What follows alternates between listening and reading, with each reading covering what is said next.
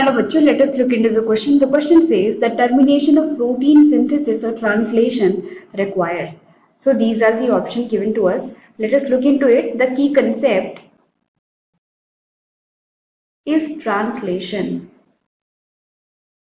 Now whenever we talk about translation, what happens in translation कि जो coded form में हमारे इंफॉर्मेशन रहते हैं which is coded form, mRNA के फॉर्म में कोडेड फॉर्म में जेनेटिक इंफॉर्मेशन रहता है, उसको हम क्या करते हैं पॉलीपेप्टाइड के फॉर्म में सिंथेसाइज करते हैं दैट कोड्स फॉर सम और the other protein. So this is the process of translation and it is an intricate part of central dogma. Whenever we talk about the process of translation, so basically हम देखते हैं कि एक mRNA है, this is 5 prime to 3 prime and this is a bigger subunit of RNA and this is a smaller subunit of RNA. Now what we see that there are 3 sites, site 1, site 2 and site 3. What we see that it is A, P, E site. That is इसका addition होता है, यहाँ peptide bond formation and यहाँ पे exit site. Now moving further, suppose तो now we सी कि starting पे start codon होता है जिसके प्रेजेंस में, अब सपोज यहाँ स्टार्ट कोडॉन है, दैट मीन्स ये आरएनए इधर रहेगा, ribosomal RNA will be present this side and यहाँ पे initiator tRNA over here the initiator tRNA will be present जो कि कोड करेगा दिस AUG के लिए, दिस दैट मीन्स मेथियोनिन के लिए.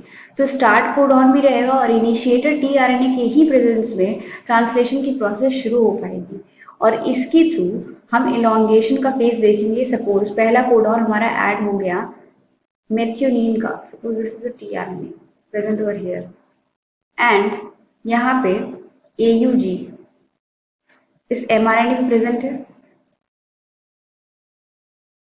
अब हम क्या देखेंगे, पहला कोडॉन तो हमारा methionine, it got added.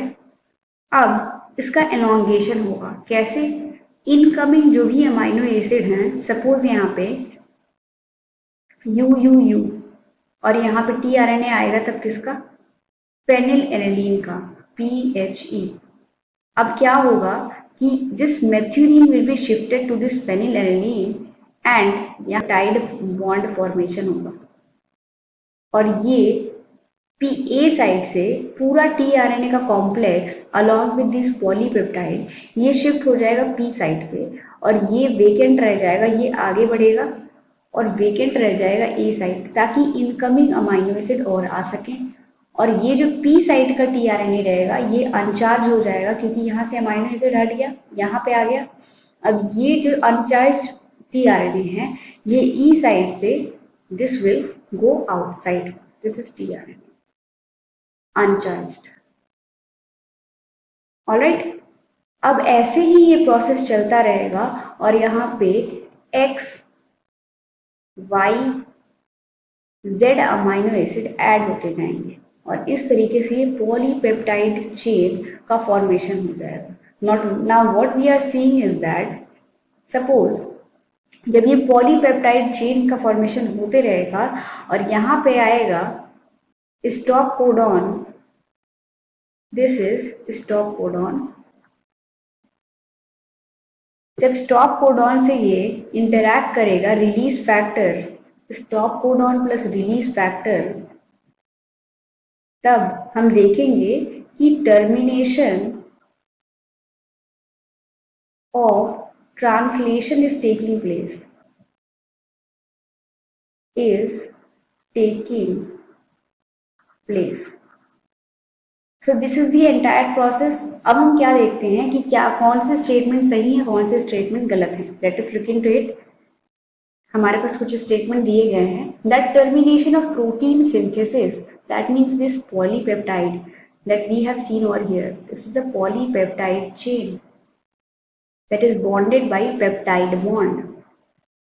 This will be extended in the same manner. Now हम क्या देख रहे हैं कि ये जो पॉलीपेप्टाइड है एलोंगेशन फेज के दौरान जो ये बढ़ते गया है एलोंगेशन फेज के दौरान अब इनका टर्मिनेशन कब होगा जब भी ये स्टॉप कोडॉन को इंटरैक्ट करेंगे और रिलीज फैक्टर और स्टॉप कोडॉन मिला के टर्मिनेशन ऑफ ट्रांसलेशन करा देगा.